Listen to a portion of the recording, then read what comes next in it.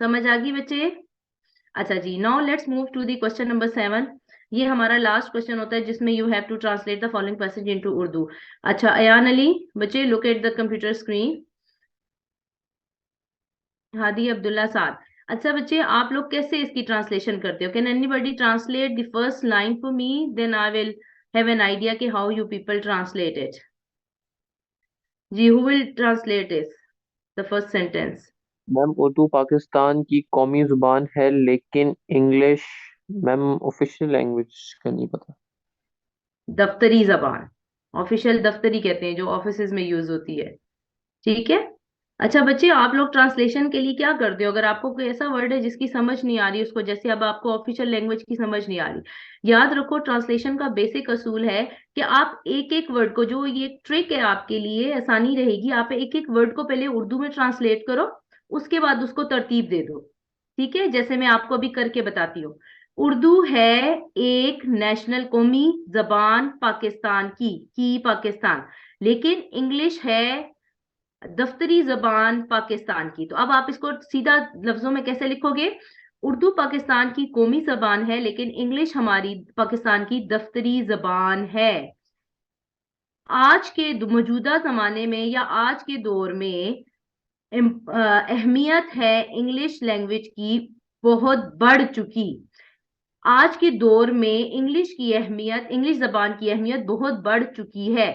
ये जबान है अहमियत इस तरीके से कि किताबें पर मॉडर्न ब्रांचेस, यानी एक एक वर्ड को आप ट्रांसलेट करोगे पहले उर्दू में, ठीक है, उसके बाद उसको तरतीब दोगे आप प्रॉपर सेंटेंस में। तो याद रखिए, आपकी कभी भी कोई लाइन या कोई आप में वर्ड जो है वो छूटेगा नहीं कि आपने उसकी ट्रांसलेशन नहीं की हो या फिर आपसे मिस नहीं होगा। ठीक है। अब आप इसको ट्रांसलेट कौन करेगा इस वाले को? This language is important in a sense that books on modern branches of knowledge are written in it.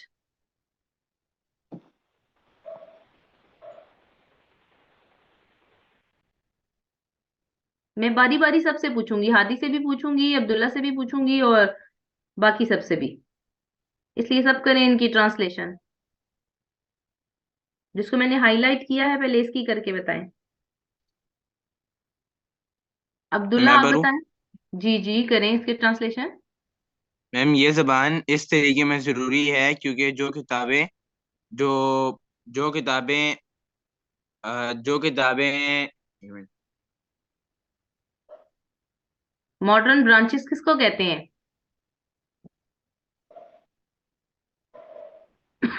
Ji boys, कौन बताएगा मॉडर्न किसको कहते हैं?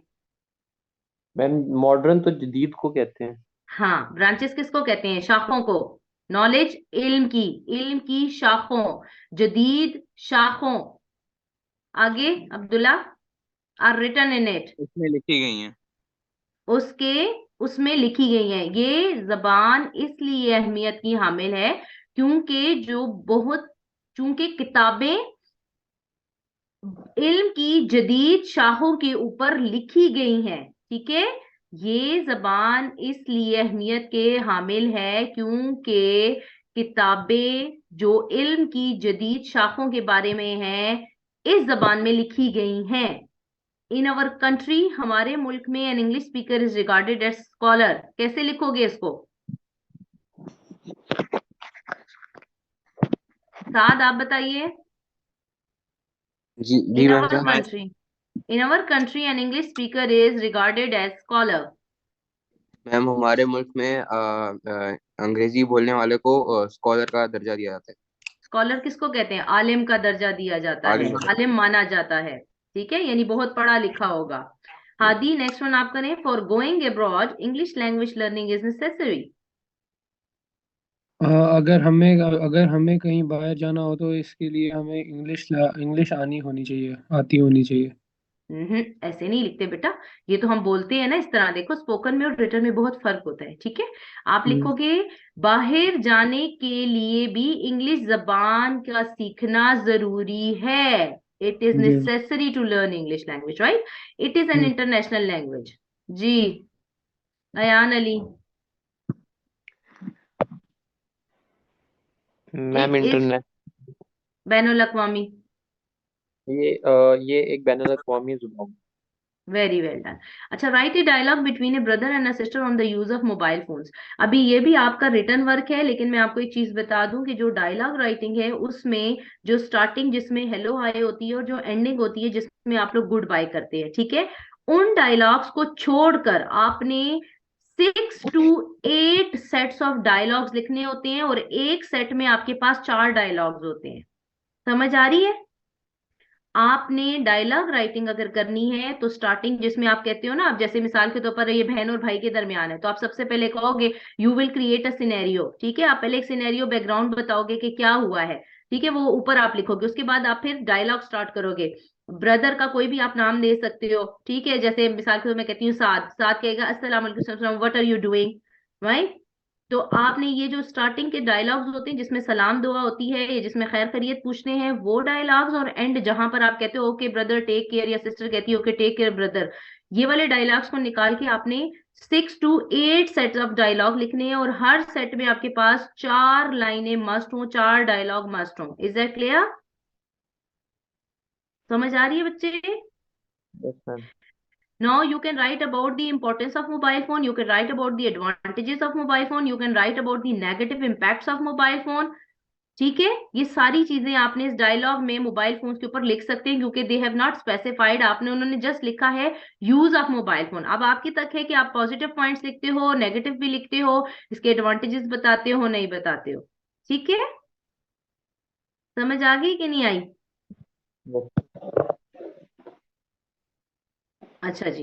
अब फिर आ जाता है आपके पास, पूरा पेपर हमने तकरीबन कर लिया, अब आपने ये डायलॉग लिखना है। नोट डाउन द टॉपिक, जो टॉपिक है डायलॉग के लिए वो नोट कर लीजिए।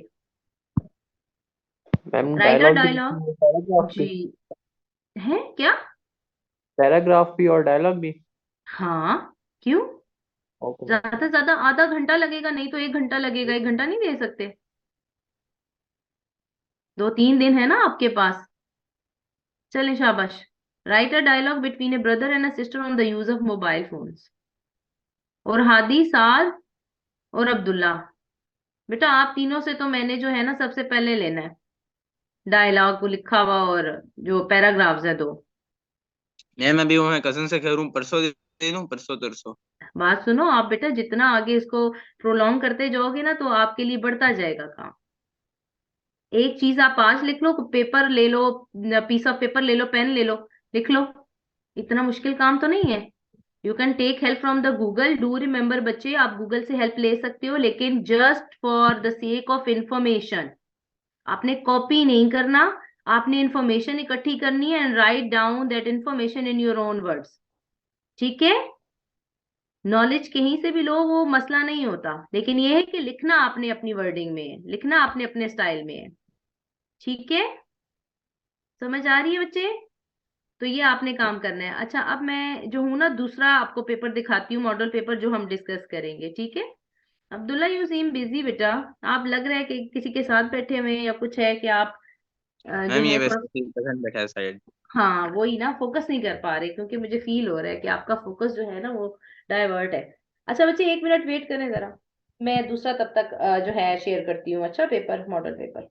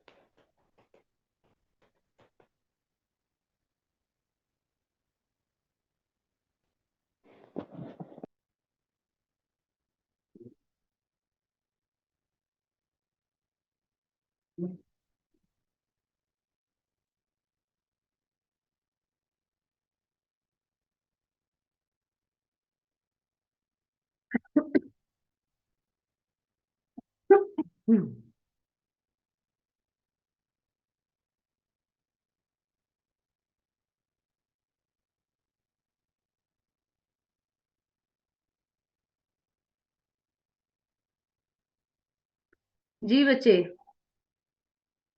Is the second question paper model paper visible to you people? Yes, ma'am. Yes. Okay बच्चे, अब आ जाइए इस पे। हम सबसे पहले क्वेश्चन नंबर 1 करते हैं। Okay, fill in the relevant bubble for each part. Each part carries 1 mark. Love is blind. Choose the figure of speech used in the sentence. Personification, simile, metaphor, or alliteration. personification. Who said personification? Abdullah. जी ma'am. Why? Ma'am हमने उसे quality दी है thing को, कौन सी thing को? किसको हमने quality दी है? लव को। लव को हमने क्वालिटी दी है ह्यूमन की, क्योंकि ब्लाइंड होना ह्यूमन की क्वालिटी तो नहीं कह सकते, लेकिन ह्यूमन की एक एक्टिविटी है, या जो भी मतलब कह लो ह्यूमन की वो है। ठीक है, ह्यूमन के अंदर जी होती है, ब्लाइंड वो होता है। तो that is why it is personification, right?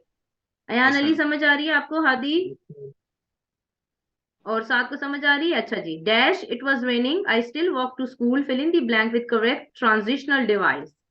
आपको मैंने ऑल्दो कल ऑल दो क्यों लगेगा, अकॉर्डिंगली क्यों नहीं लगेगा, फर्दरमोर क्यों नहीं लगेगा, एंड कॉन्सिक्वेंटली क्यों नहीं लगेगा? जी, हादी बताएंगे। हादी वाई। नजर आ रहा होगा। जी अब्दुल्ला,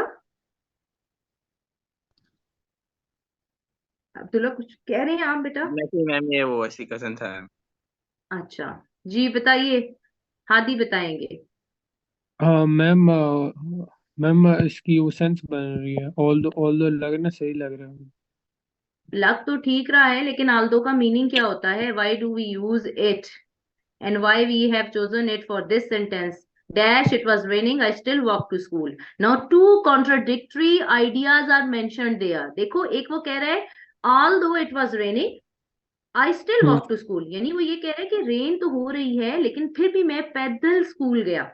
ठीक है, तो जहां पर आपके पास दो डिफरेंट यानी कंट्राडिक्टरी, एक में आपके पास है ना कि मतलब एक काम हो रहा है लेकिन उसके अगेंस्ट जो दूसरा काम है, फिर भी उसके खिलाफ जाकर, मतलब जब रेन होती है अक्सर लोग पैदल नहीं जाते।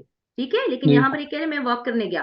तो ऑल दो बट की तरह यूज होता है, जैसे बट में भी दो अपोजिट आइडियाज यूज होते हैं, यहाँ पर भी ऑल दो में भी दो अपोजिट आइडियाज यूज होते हैं। जी। अकॉर्डिंगली आपके पास जो यूज होता है ये कॉरेस्पॉन्डिंगली के लिए यूज होता है, लाइक जो सूटेबल वे होता है। For example, if I say I want to review the report and then I will act accordingly, यानी किसी भी चीज को पहले हम समझते हैं, उसके बाद उसके अकॉर्डिंगली हम काम करते हैं। अकॉर्डिंगली इसलिए हमने यूज नहीं किया, ठीक है, क्योंकि वो किस वे में यूज होता है, वो एक सूटेबल वे में यूज होता है। एक सिचुएशन दी जाती है, उसके अकॉर्डिंगली फिर हम काम करते हैं। ठीक है, सबसीक्वेंटली का मतलब होता है देन या लेटर। ठीक है, कॉन्सिक्वेंटली या सबसीक्वेंटली, तो ये दोनों सेम है और ये नेक्स्ट के लिए यूज किए जाते हैं, तो यहां पर नेक्स्ट नहीं आ सकता ट्रांजिशनल डिवाइस। फर्दर मोर हमेशा एडिशन है, ये ट्रांजिशनल डिवाइस ऑफ एडिशन है, तो एडिशन तो है नहीं, यहाँ पर टू डिफरेंट आइडियाज प्रेजेंट किए गए हैं, इसलिए हमने आल दो लगाया है। क्लियर? साथ अयान अली, समझ आ रही है बच्चे? अच्छा जी, द थर्ड वन अब करेंगे Ayaan Ali. The doctor gave me a dash for some medicine last week. Insert the appropriate word. Note, receipt, prescription, sorry, recipe, prescription, and receipt. Ma'am prescription. Why prescription, not receipt? Ma'am receipt ma'am जो होती है customer को मिलती है, recipe जो होती है वो एक शेफ प्रोवाइड करता है, और जो नोट होता है मैम वो एक सिंपल नोट होता है। Very well done. Prescription doctor की जो हमेशा मेडिसिन जो वो किसी को सजेस्ट करते हैं तो प्रिस्क्रिप्शन उसको कहते हैं, जिसको हम कहते हैं डॉक्टर ने पर्ची दी है। ठीक है, हमारे उसमें कहा जाता है डॉक्टर पर्ची देता है, तो उस पर्ची को प्रिस्क्रिप्शन कहते हैं, राइट? Very well done. अच्छा, अब ये हादी करेंगे। Which one of the following sentences has the use of intransitive verb? First of all Hadi will tell me what is the intransitive verb. Ma'am transitive verb वो था जिसमें direct object use हो, और intransitive is the opposite. Opposite इसका। Very well done, बताइए। um,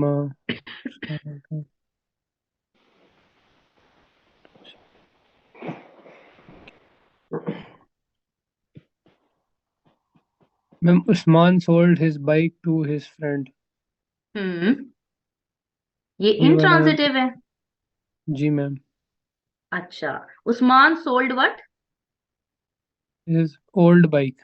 अच्छा So उन there is the direct object. yes Munawwar kicked what? The football. There is also the direct object. The horse galloped what? widely Widely. This is the adverb. mm-hmm. How he galloped. Right? There is no direct जी object कि what he galloped and whom he galloped. तो ये आपके पास intransitive है. So the third option is correct. C option is correct. Got it? अच्छा जी. The next one. I can't help you. अब साथ बताएंगे. I can't help you with your homework because I am not very good. However, I know someone who can. अच्छा जी. I am not very good with your homework because I am not, sorry, I can't help you with your homework because I am not very good at geometry. Dash, I know someone who can. Choose appropriate word. However, in addition, for example, subsequently. Ma'am, however, However. जी अच्छा, कैसे? मैं suitable है उसके लिए best. बेटा आपने suitable नहीं देखना. आपने जी suitable नहीं देखना. आपने देखना है कि जो यहाँ पर जो है सही है, आपने वो चूज करना है. You must know the reason कि हम क्यों ये select कर रहे हैं. हाउएवर क्यों यूज करते हैं? ये बट के लिए यूज होता है. जैसे बट यूज होता है ना, ऑल्दो यूज होता है टू कॉन्ट्राडिक्टरी आइडियाज के लिए. हाउएवर तब यूज होते हैं. हाउएवर, बट, ऑल्दो ये सारे तब यूज किए जाते हैं. इन एडिशन, जब आप किसी चीज में एडिशन करते हो, ये ट्रांजिशनल डिवाइस ऑफ एडिशन है, तो यहाँ पर एडिशन तो है नहीं. ठीक है.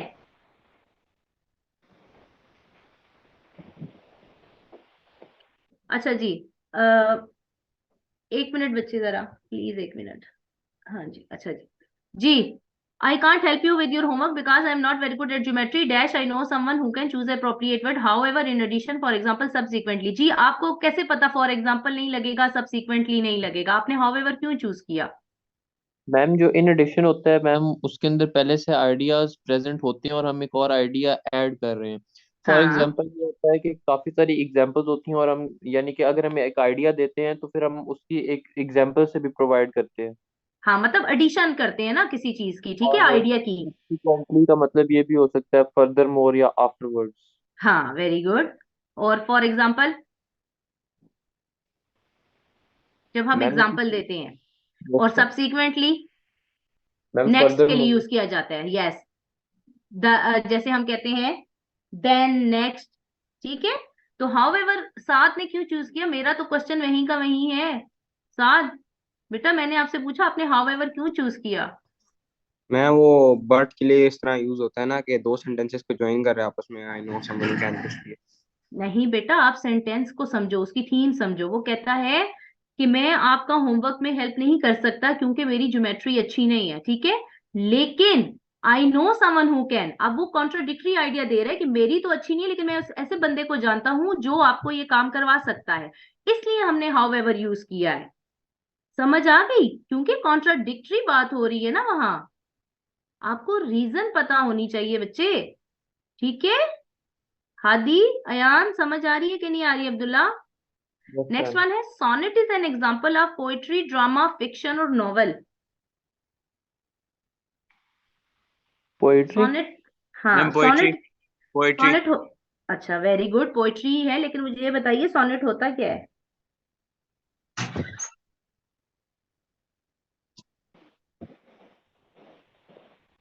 सोनेट जो है very old form of poetry है. अच्छा boys, note down some kinds of poetry. अगर इसके अलावा भी कोई आ जाती है सोनेट के अलावा, तो आपको पता होनी चाहिए. ठीक है. There are different kinds of poetry. Lyrical poetry. Write down the names.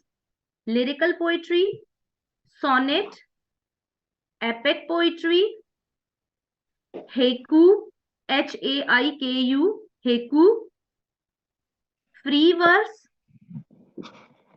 Odd, ODE, odd.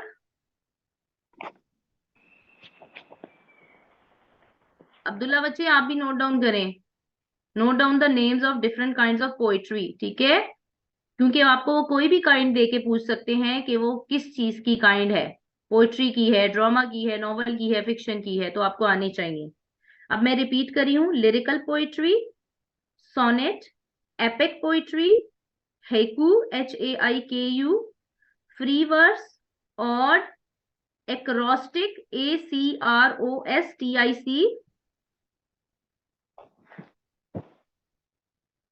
Elegy, ballad, antithesis, ode, legend. जी। अच्छा, एलेजी, और फिर आपके पास आ जाता है ballad, BALLAD, ballad. Lyrical poetry में जाहिर है लिरिक्स होते हैं, ठीक है, वो पूरी प्रॉपर पोएट्री की फॉर्म में लिखी जाती है, उसमें आपके पास रिदम भी होता है। सोनेट जो है ये very old form of poetry है, स्टार्ट में शुरू में सबसे पहले विलियम शेक्सपियर ने लिखी थी, ठीक है। फिर एपिक पोएट्री भी सेम ही है, जिसमें पोएट्री की फॉर्म होती है, रिदम होता है। फिर हेकू जो है ये जापानीज फॉर्म ऑफ पोएट्री है, इसमें 3 लाइंस होती हैं हर वर्स में, ठीक है। समझ आ रही है बॉयज आपको? Yes, अच्छा जी, फिर फ्री वर्स है। फ्री वर्स जो है इसको ज्यादातर मॉडर्न पोएट्री में शामिल किया जाता है। इसमें लाइनों की फॉर्म में भी पोएट्री लिखी जाती है, यानी इसमें जिस तरह सेंटेंसेस बनाते हैं ना, आप लोग बात करते हैं, इसको सेंटेंसेस की फॉर्म में लिखा जाता है, लेकिन ये होती वर्स की फॉर्म में, यानी ये होती 4 या 5 या 6 लाइन की फॉर्म में है, लेकिन लिखी ये इस तरह जाती है कि इसमें ना कोई रिदम देखा जाता है, ना ही इसका कोई लिटरेशन इसमें देखी जाती है, इसमें किसी चीज को नहीं देखा जाता, फॉलो नहीं किया जाता, ठीक है। ये सिर्फ पोइट्री की शक्ल में लिखी जाती है, वरना ये पोइट्री की फॉर्म नहीं होती इसकी। ओड क्या होती है? ये भी पोइट्री की एक फॉर्म है। ये ओड टू नाइटिंगेल, ये डिफरेंट आपके आपको किसी दफा मैं समझा दूंगी, ये भी पोइट्री की फॉर्म में लिखा जाता है, लेकिन इसमें सिर्फ आपके पास वर्सेस ज्यादा होते हैं, ठीक है। ये भी सेम पोइट्री शायरी शेरी की तरह होता है, लेकिन इसमें वर्सेस ज्यादा होते हैं, 6 to 8 वर्सेस होते हैं इसके। फिर एक्रोस्टिक है, ये भी हेकू की तरह है, ये भी जापानीज पोइट्री है, इसमें भी 3 3 लाइनें होती हैं। फिर आपके पास आ जाता है एलेजी। एलेजी किसी बिलवर्ड की डेथ पर लिखी जाती है, जिसको उर्दू में मरसिया कहते हैं, ठीक है। मतलब जब किसी की डेथ हो जाती है तो जो लिखी जाती है उसको एलेजी कहते हैं। फिर जो बैलेड है ये भी पोइट्री की एक फॉर्म है, ये गाने की सॉन्ग में होती है, मतलब गाने की फॉर्म में होती है, ये सॉन्ग होता है एक तरह से बैलेड, ठीक है। तो यहाँ पर कोई भी आपको देके पूछा जा सकता है कि ballad is an example of what, drama, poetry, fiction, novel, what ever, ठीक है। तो फिर आपने बताना है कि ये पोएट्री की फॉर्म है। Is it clear boys? yes, ma'am. अच्छा जी, अब नेक्स्ट हादी बताएंगे। How happy is he here, choose the poetic device used in the line, simile, alliteration, metaphor, personification. How happy is he here?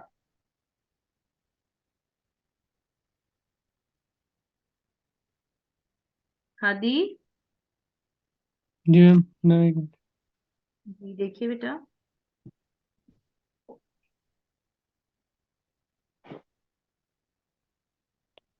Ma'am ये हादी आपने mute कर दी अपने आप को बेटा। सॉरी हाँ, मैम, मेटाफर। मेटाफर कैसे?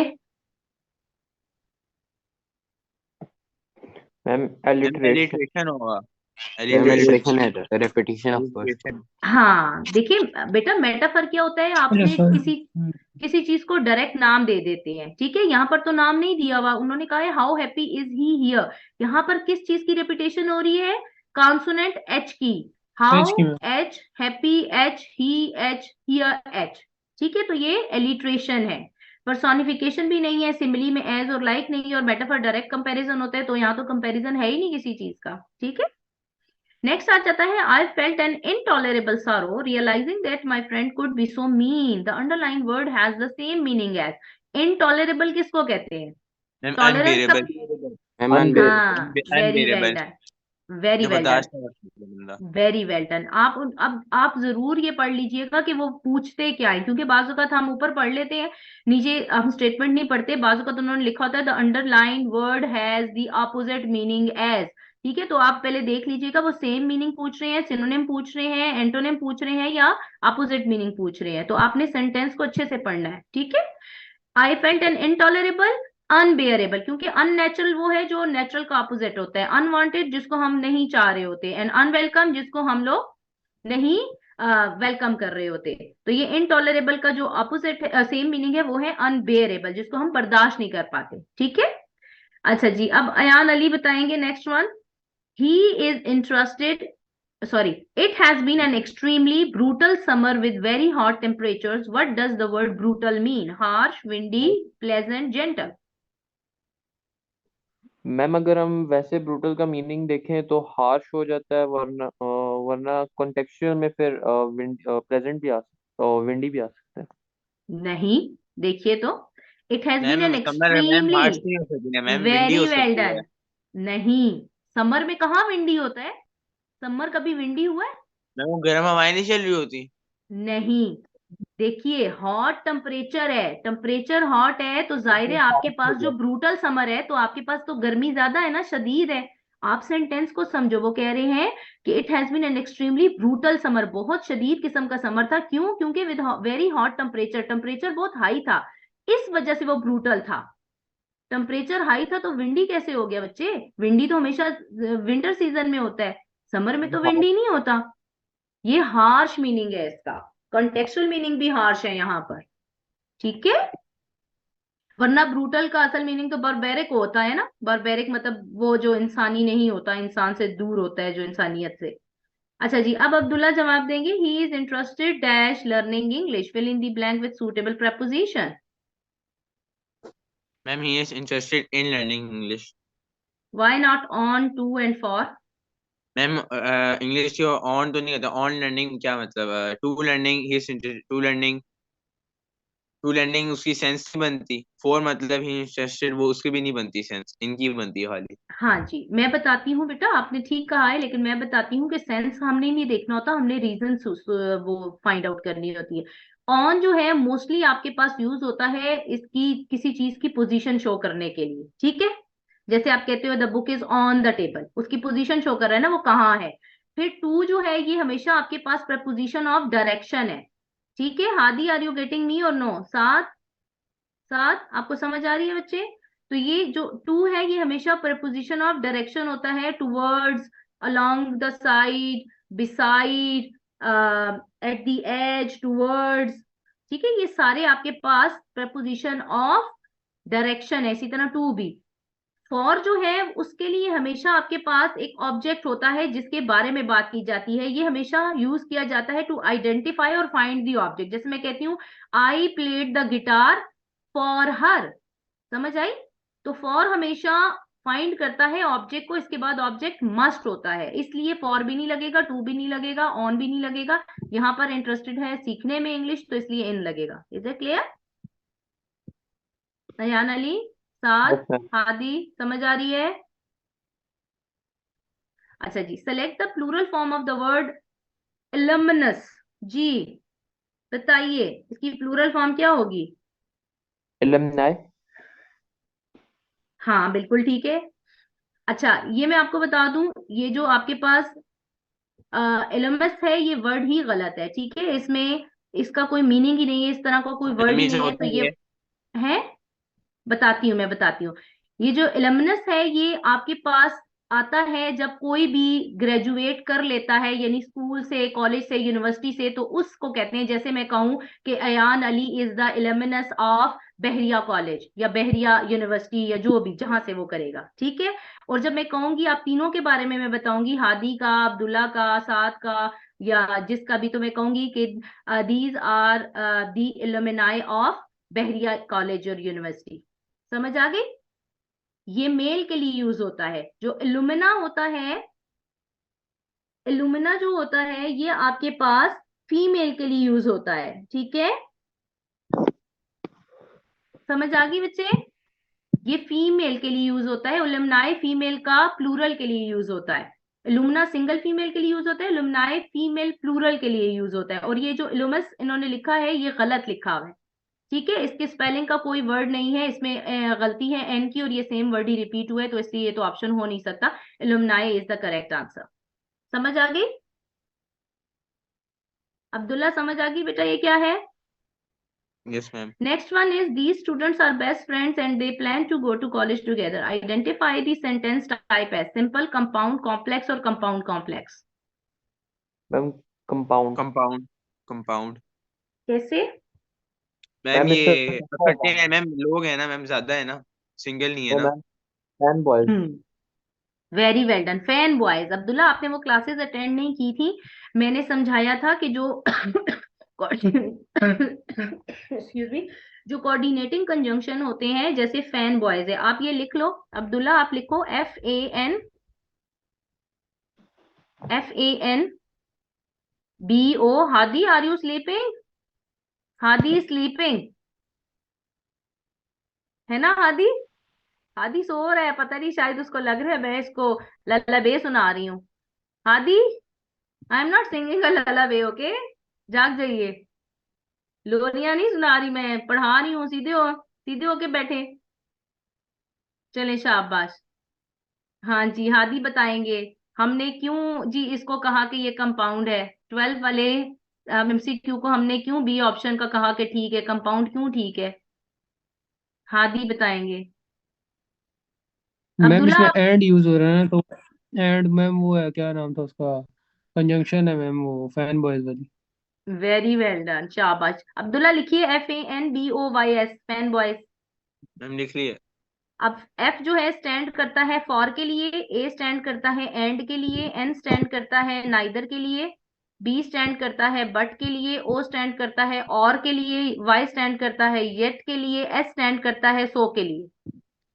ठीक है, जो अभी हादी कर रहे थे, सो रहे थे। ठीक है, तो ये जो सो है ना, तो ये जहां पर भी बच्चे इस जो आपके अल्फाबेट्स हैं इनसे ये वर्ड स्टार्ट होंगे और वो किसी भी दो सेंटेंसेस के दरमियान में यूज होंगे, जैसे ए से एंड था तो यहाँ पर एंड लगा है, तो आपने कुछ सोचे बगैर कह देना है कि दो इंडिपेंडेंट क्लॉजेस को ज्वाइन कर रहे हैं और ये कंपाउंड सेंटेंस है, क्योंकि एंड और सो और फैन बॉयज जितने भी हैं ये सारे कोऑर्डिनेटिंग कंजंक्शन होते हैं, जो बराबर लेवल के सेंटेंसेस होते हैं, टू इंडिपेंडेंट क्लॉजेस उनको ज्वाइन करते हैं। Clear? Ayaan Ali, yes ma'am. समझ आ गई बेटा? अब्दुल्ला, आपको समझ आई? अच्छा जी, वेरी वेल डन। अब मुझे बताइए कॉम्प्लेक्स सेंटेंस कौन सा होता है? Who will tell me about the complex sentence? Ma'am one dependent and one independent clause. Can you give any example?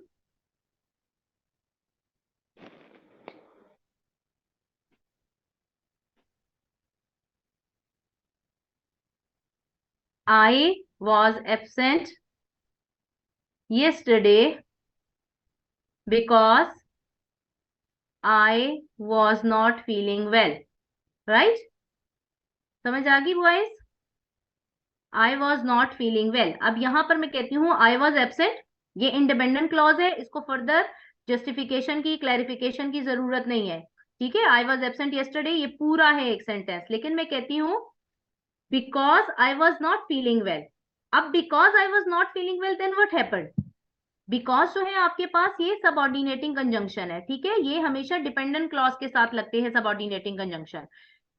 तो जहां पर भी आपके पास फैन वॉइस के अलावा कंजंक्शन आएंगे वो सबऑर्डिनेटिंग कंजंक्शन होते हैं और वो डिपेंडेंट क्लॉजेस में यूज होते हैं। Is that clear? अब मुझे बताइए what is the compound complex sentence? Who will explain this one? What type of sentence is compound complex?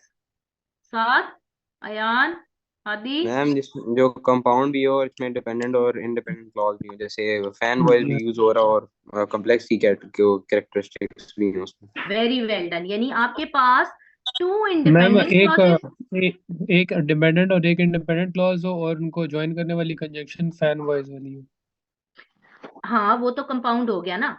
देखो, जी। कंपाउंड कॉम्प्लेक्स में कंपाउंड भी होते हैं, यानी टू इंडिपेंडेंट क्लॉजेस भी होती हैं, और कॉम्प्लेक्स की एक डिपेंडेंट क्लॉज भी होती है। बट डू रिमेम्बर, दो इंडिपेंडेंट क्लॉजेस से कम नहीं होंगी, वरना फिर वो कंपाउंड नहीं बनेगा। और कॉम्प्लेक्स की एक डिपेंडेंट लाजमी होगी, यानी तीन सेंटेंसेस होंगे। ठीक है, जैसे मैं आपको एक सेंटेंस बताती हूँ, I like watching cartoons but Hadi prefers playing video games because he playing games, right? तो अब यहां पर मैंने कौन कौन से सेंटेंसेस यूज किए? आई लाइक वॉचिंग कार्टून्स, ठीक है, ये एक इंडिपेंडेंट क्लॉज होगी। बट फैन बॉयज वाला आपके पास कंजंक्शन हो गया। Hadi prefers playing video games, ठीक है, ये आपके पास टू इंडिपेंडेंट क्लॉजेस आ गई, जिसको बट के साथ मैंने कंजाइन किया। उसके बाद आ गया because Hadi enjoys playing games. अब बिकॉज आ गया आपके पास सबऑर्डिनेटिंग कंजंक्शन, ये डिपेंडेंट क्लॉज हो गई। Is it clear? Two independent, one dependent clause, जहां पर भी होगी आपके पास, वो आपके पास होगा compound complex. But do remember, जरूरी नहीं है कि आपके पास एक ही डिपेंडेंट क्लॉज हो, आपके पास एक से ज्यादा डिपेंडेंट क्लॉज भी हो सकती हैं, और इंडिपेंडेंट क्लॉजेस भी दो से ज्यादा हो सकती है, लेकिन दो मस्ट है इंडिपेंडेंट और एक डिपेंडेंट मस्ट है। ठीक है, इज इट क्लियर? इसकी भी मैं आपको प्रैक्टिस फिर बाद में करवाऊंगी जब आपके मॉडल पेपर्स खत्म होंगे। ठीक है, अभी हमारे कुछ पार्ट्स ऑफ स्पीच रहते हैं ना, उसमें फिर मैं आपको करवाऊंगी। अच्छा जी, नेक्स्ट वन अब जो है साथ करेंगे। My sister is very kind and generous person dash she helps me with my homework and drives me to basketball practice. Likewise, additionally, as a ma'am result, for additionally, example. क्योंकि वो ma'am additional information दे रहा है ma'am कि for वो example, class ma'am उसकी for बहुत ही example होगा। For example basketball for example practice के लिए लेके जाती है। अच्छा, साथ कह रहे हैं कि यहाँ पर एडिशनली आएगा, ठीक है। और अब्दुल्ला कह रहे हैं और अयान अली कह रहे हैं। अयान अली आपने बोला? यस मैम, आप दोनों मैंने ही ने बोला, हम दोनों ने बोला फॉर बोला। एग्जांपल। अच्छा जी, तो जो कह रहे हैं फॉर एग्जाम्पल वो ठीक है। साथ एडिशनली इसलिए नहीं आ रहा बेटा, देखिए आप इस सेंटेंस को पढ़ें। माई sister is very kind and generous person, मेरी सिस्टर बहुत जेनरस और काइंड है, ठीक है, सखी दिल है, फयाज है। वो कैसे बताएगा कि वो सखी दिल और फयाज है? वो एग्जाम्पल देकर बताएगा। For example, she helps me with my homework and drives me to the basketball practice. अब वो एडिशनल इंफॉर्मेशन नहीं दे रहा, वो एग्जाम्पल दे रहा है कि कैसे वो मेरी हेल्प करती है, मैं उसको क्यों कहता हूं कि वो बहुत काइंड और जेनरस है। लाइक वाइज का मतलब होता है सिमिलरली, एज अ रिजल्ट हमेशा कॉज एंड इफेक्ट के एंड में यूज होता है रिजल्ट, ठीक है। और एडिशनली एक एक्स्ट्रा एडिशनल कॉन्सेप्ट ऐड किया जाता है। यहाँ कोई एडिशनल कॉन्सेप्ट नहीं है, ये एग्जाम्पल दी जा रही है। साथ समझ आ रही है बेटा? यस और हादी आपको समझ आ रही है? अच्छा जी, अब नेक्स्ट आ जाता है, Tania is older dash Saira while Resham is dash oldest. Fill in the blank with the suitable words related to degrees of adjective. Do you know the degrees of adjective? कितनी काइंड्स की होती हैं डिग्रीज? 4 या 5। है, ये कौन बोला 4 या 5? यार अयान बोले। अयान 4 5 कैसे होती हैं, जरा आप मुझे बताओ जरा कौन कौन सी होती हैं। नहीं सॉरी मैम, वो मैं दूसरा सोच रहा था, एडजेक्टिव की। देखो, हाँ जी, देखें, आपके पास जो डिग्रीज होती हैं 3 होती हैं। पॉजिटिव डिग्री होती है, जैसे मैं कहती हूँ गुड। फिर एक कंपैरेटिव होती है, बेटर।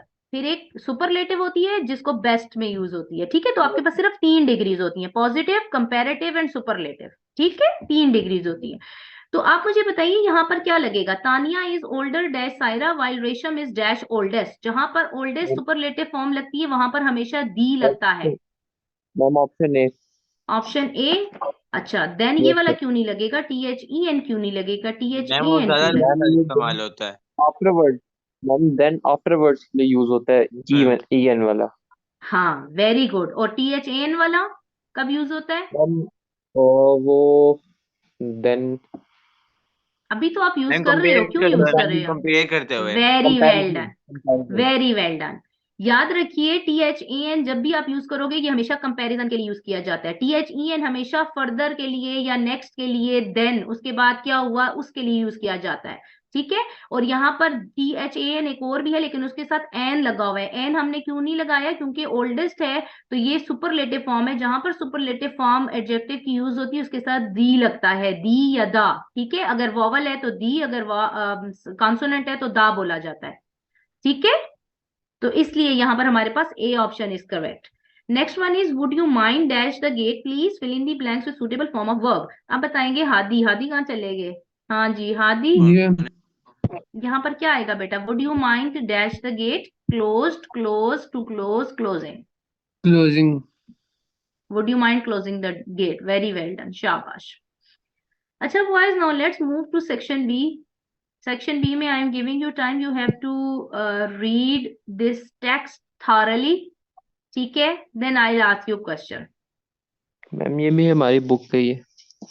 हाँ जी, ये ड्रग एडिक्शन का है आपका, जो वो है ना चैप्टर ड्रग एडिक्शन, उधर से आया हुआ है। और ये मोस्ट इंपॉर्टेंट चैप्टर है आपका, सबसे ज्यादा इंपॉर्टेंट चैप्टर एक ये वाला है आपका, और एक 3 days टू सी। ये दोनों बहुत इंपॉर्टेंट है। अक्सर कॉम्प्रिहेंशन जो पैसेजेस हैं वो इन दोनों में से आते हैं अक्सर।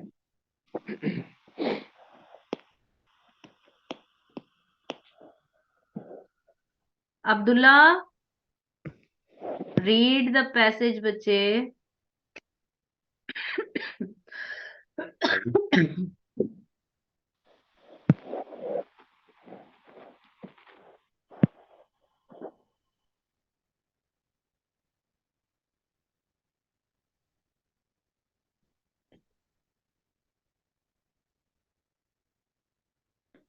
Ayan Ali, are you reading the text?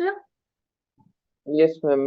Okay. Ma'am book से बुक से पढ़ लो। हाँ पढ़ लो, नो प्रॉब्लम। आप देख लो कहाँ से स्टार्ट है, कहाँ पर जा रहा है।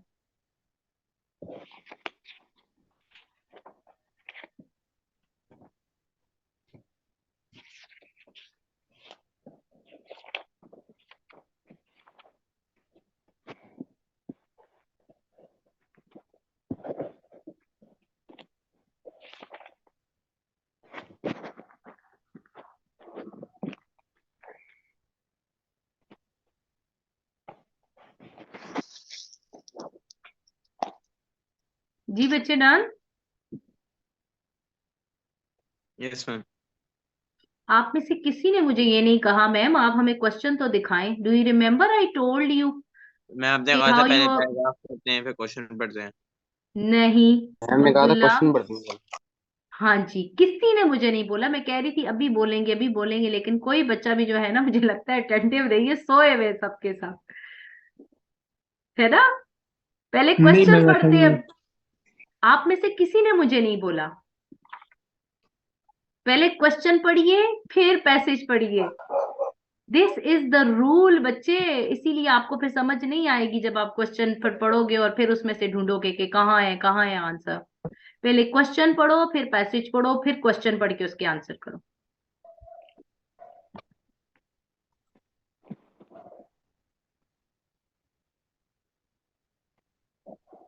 Read aloud the second question, Saad. Explain in your own words the difference between addiction and dependence. Very well done. Ji, Hadi, read aloud the third question, बच्चे. How does a person get addicted? Very well done. Abdullah, read aloud the fourth question.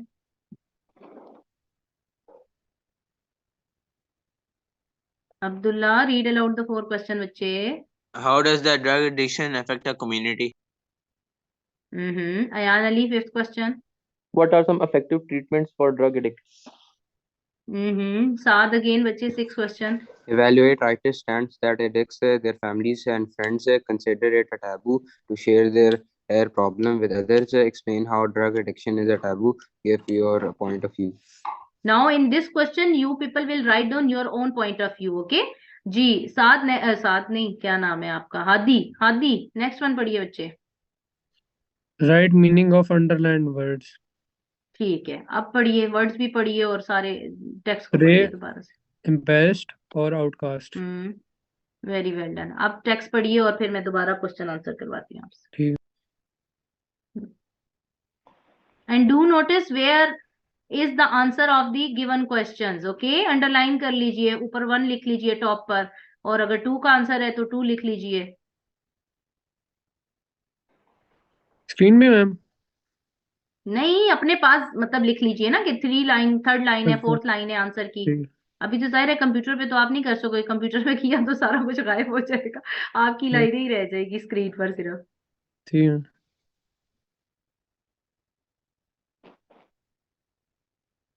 Summary वाला मैं छोड़ती हूँ, वो आप मुझे लिख कर दिखाएंगे, ठीक है। जब मैं आपकी नेक्स्ट क्लास लूंगी तो तब तक आप लोगों ने लिख चुके हो। मैं आपको 5-10 मिनट दूंगी, क्योंकि मैं अभी चाह रही हूँ कि मैं बाकी क्वेश्चन आपसे डिस्कस कर लूँ। समरी तो इजी है, आपको शायद करवाई भी गई होगी हर चैप्टर की summary.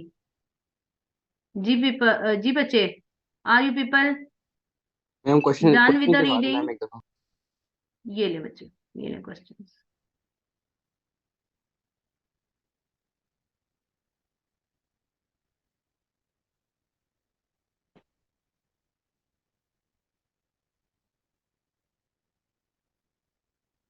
Where is Abdullah? Abdullah ने क्लास लीव कर दिए। Where is Abdullah? नहीं, अब्दुल्ला ने कैमरा बंद किया अपना। Abdullah, turn on the camera बच्चे। बस बच्चे 7 मिनट्स और लेती हूँ मैं आपके, इससे ज्यादा टाइम नहीं लेती। I know that you people are tired, ठीक है, आप भी जाहिर है थक गए हैं। इसमें थोड़े से 1-2 क्वेश्चन डिस्कस करती हूँ, उसके बाद इंशाल्लाह जो है फिर मैं आपको फ्री करती हूँ।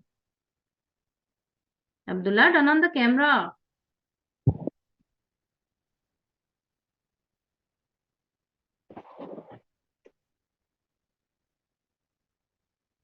जी बच्चे, डन। Yes ma'am. अच्छा जी, Ayaan Ali, answer the second question. Explain in your own words the difference between addiction and dependence. Explain in your own words what is the difference between addiction and dependence. एक main difference है दोनों में। Ma'am addiction addiction, तो होती है कि ma'am एक बंदे को होता है कि बस जिस तरह मैम एक मोबाइल एडिक्शन है कि मैम उसके बगैर यानी कि मैम हर वक्त उसको उसी चीज करने के, यानी कि अब जिस तरह ड्रग एडिक्शन है तो हर वक्त उसी को वही ख्याल आएगा कि उसने वो ड्रग एडिक्शन करनी है। हाँ वो ड्रग यूज करने हैं। Very well done. And what about dependence? Ma'am dependence ऐसी चीज है जिस तरह मैम हम नॉर्मल वर्ड में कह सकते हैं, जिस तरह हमारी मेडिसिन है या इनहेलर्स है जो कि एक पर्सन के लिए जरूरी है। अच्छा, यहाँ पढ़िए जरा, आप सेकंड लाइन पढ़िए। There are many forms of drug addiction, but the most dangerous of all is the absolute dependence on it। ठीक है, अब यहाँ पर क्या बता रहे हैं, डिपेंडेंस में आपके पास जो है ना, रिट्रीट करना मुश्किल होता है, यानी उसका क्योर नहीं होता। जब आप पूरे डिपेंडेंट हो जाते हो ना ड्रग एडिक्शन के लिए, तो फिर आपके पास उसका कोई क्योर नहीं है, वो वापस नहीं हो सकता, उसका कोई ट्रीटमेंट नहीं होता।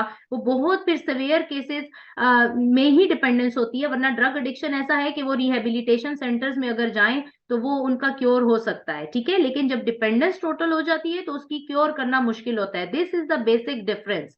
addiction is when you are used to using any substance, but dependence is when the recovery process is not possible. If it is possible then it is very difficult. Okay, समझ आ गई? This is the main difference. Is that clear बच्चे? Yes, ma'am. Second question is how does a person get addicted. जी साथ बताइए, सबसे ऊपर ही लिखा हुआ है इसका आंसर, मैम बताइए। इन्वायरमेंटल फैक्टर्स की वजह से, जैसे क्या नाम है, बैड पीयर इन्फ्लुएंस या ट्रबल डोमेस्टिक बैकग्राउंड की वजह से। हाँ, and what about this bad company and do bad experiments in company the F name of. Ma'am, वो उसी में। अच्छा, instead of writing this you can write down there are some factors that are involved in the addiction of drugs, like the environmental factors, troubled domestic background, recreational use of drugs, right? And bad peer influence. Is that clear? ये 4 चीजें आपने mention करनी है। Instead of writing and copying the sentences, you can write the sentences in your own words. जो आप experiment करते हो in the name of adventure, इसको आप रिक्रिएशनल यूज कह सकते हो, ठीक है। Abdullah, are you getting me बच्चे? Yes ma'am. हादी, समझ आ रही है? हादी को कुछ समझ नहीं आ रही मुझे लगता है। हादी आ गई है? आ रही अच्छा है मैम, आ चलें, रही आ ठीक। रही है। अच्छा अच्छा, अब नेक्स्ट आता है, how does the drug addiction affect a community. Hadi आप बताइए, कम्युनिटी को कैसे अफेक्ट करती है ड्रग एडिक्शन?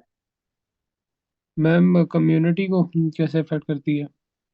हम्म, मैम इसके मैम वो जो मैम ड्रग एडिक्ट्स होते हैं वो, इसको पढ़िए। मैम हादी इसको पढ़िए, जी मैम वही, इसको पढ़ो। जी मैम वही पढ़ रहे हैं।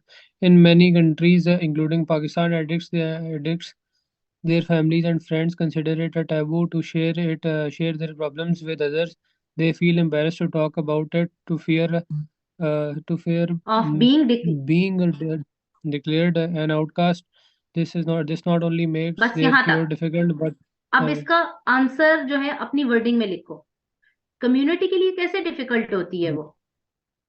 मैम जो जो लोग हैं पाकिस्तान, वैसे मैं उर्दू में बता दूं बता दे। मैम, जो लोग हैं मैम वो उनको मैम एम्बेरसमेंट फील होती है दूसरे लोगों से बात करने में इस बारे में, हम्म, अगर वो एडिक्ट्स वगैरह हैं। तो क्यों फिर फील होती है? एम्बेरसमेंट क्यों होती है? तो बीमारी है, इसका तो इलाज करना चाहिए। एम्बेरसमेंट क्यों फील होती है? मैम वो मैम टॉन्ट्स करते हैं ना कि अब जिस तरह लोग कहेंगे कि ये, तुम ये नशा करता है तो। हाँ, जी मैम, ये तो देखिए ये ना, बीमारी अपने आप नहीं लगती ना, ये तो वो अपनी मर्जी से ही लगती है। यस, और दूसरी बात ये है कि they do not want to be declared as an outsiders, ठीक है, they do not want to be called the outsiders, वो कम्युनिटी से निकाल देते हैं ना, ठीक है, वो सोशल रिलेशन नहीं रखते उनके साथ, this is the reason that affect the community, ठीक है। What are some effective treatments for drug addicts, Abdullah बताएंगे, ट्रीटमेंट कौन कौन से हैं बच्चे? मैम रिहेबिलिटेशन सेंटर है, और मेडिकल सपोर्ट, थेरेपी।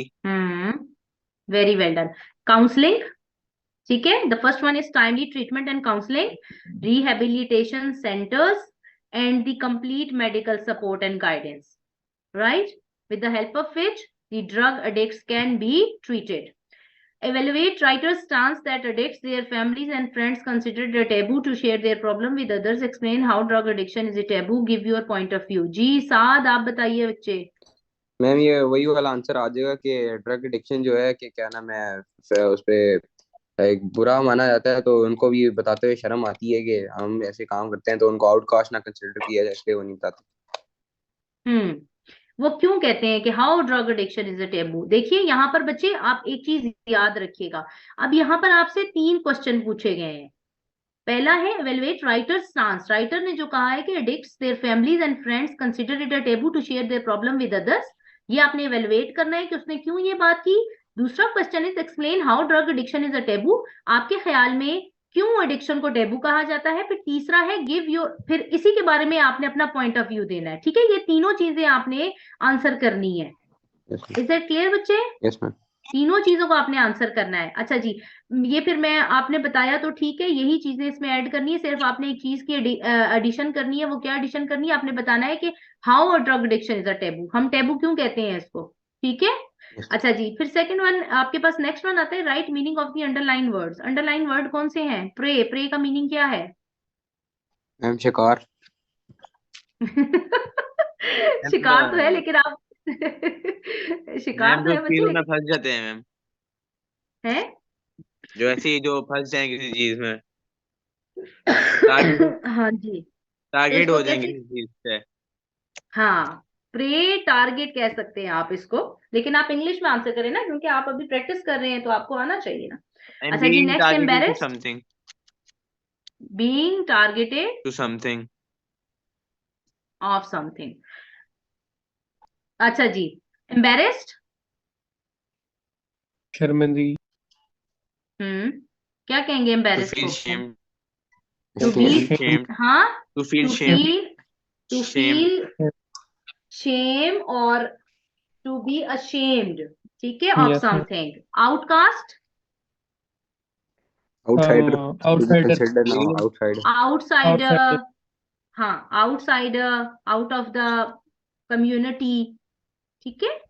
अच्छा जी, अब बच्चे हम यहाँ स्टॉप करते हैं।